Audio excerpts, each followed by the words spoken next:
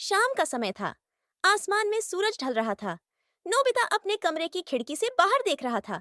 उसके चेहरे पर चिंता साफ दिखाई दे रही थी। आज फिर जियान और सुनियो ने मुझे डराया। उन्होंने कहा कि स्कूल के पीछे वाले पुराने बरगद के पेड़ में भूत रहता है। इतने में पीछे से जानी पहचानी आवाज आई।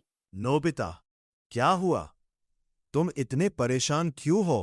नोबिता मुड़कर देखता है। डोरेमोन, स्कूल के पीछे जो पुराना बरगद का पेड़ है ना, जियान ने कहा कि वहाँ भूत रहता है और जो भी रात में वहाँ जाता है वो वापस नहीं आता।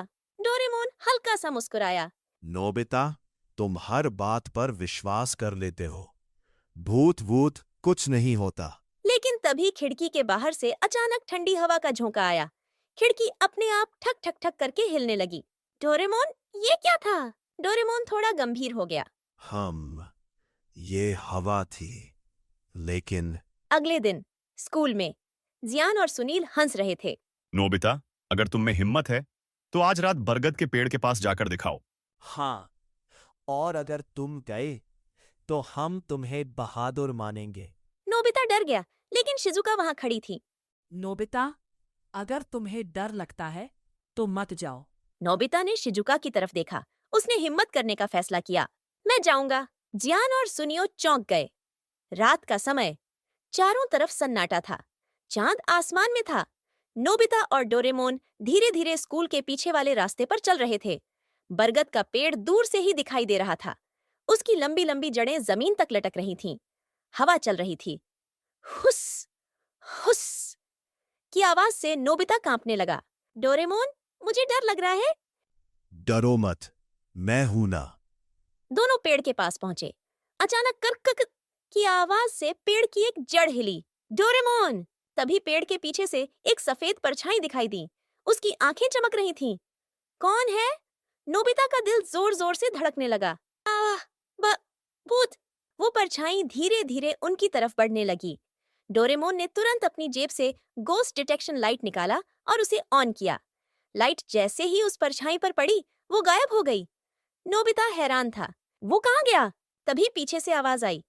मैं यहाँ हूँ। नोबिता धीरे धीरे पीछे मुड़ा और उसने जो देखा, उसकी सांस रुक गई। एक बूढ़े आदमी की आत्मा उसके सामने खड़ी थी। सफेद कपड़े, उदास चेहरा, चमकती आंखें। तुम हमें नुकसान नहीं पहुंचाओगे? डरो मत, मैं तुम्हें नुकसान नहीं पहुंचाऊंगा। मैं यहाँ 100 साल से हूँ। तुम यहाँ क्यों हो? भूत की आंखों में आंसू आ गए। मैं इस पेड़ का रक्षक हूँ। बहुत साल पहले कुछ लोग इस पेड़ को काटना चाहते थे। मैंने उन्हें रोकने की कोशिश की, लेकिन उन्होंने मुझे मार दिया। नोबिता शॉक्ड था। तब से मैं इस पेड़ की रक्षा कर रहा हूँ। तभी दूर से आवाज आई, कटाई शुरू करो। कुछ लोग कुल्हाड़ी लेकर पेड़ की तरफ आ रहे थे। डोरेमोन, वो लोग पेड़ को काटने आ रहे हैं। भूत डर गया।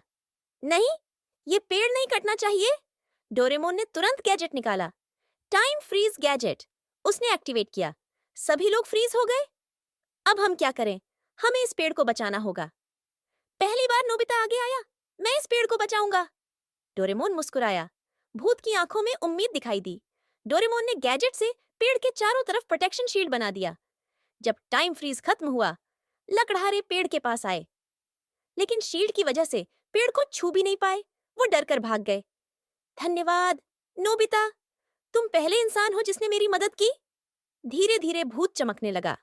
अब मेरी आत्मा को शांति मिल गई है। नोबिता की आंखों में आंसू आ गए। मत जाओ। भूत मुस्कुराया और धीरे धीरे गायब हो गया।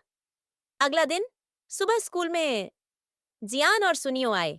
उन्होंने देखा कि पेड़ सुरक्षित है। नोबिता, तुम सच में बहादुर हो। शिजुका मुस्कुराई। मुझे तुम पर गर्व है नोबिता। नोबिता मुस्कुराया। डोरेमोन भी मुस्कुराया। नोबिता, असली बहादुरी डर ना लगने में नहीं, बल्कि डर के बावजूद सही काम करने में है। नोबिता ने आसमान की तरफ देखा। उसे लगा जैसे भूत उसे धन्यवाद कह रहा हो। हवा चली, पेड़ की पत्तियां हिलीं और कहानी खत्म हो गई।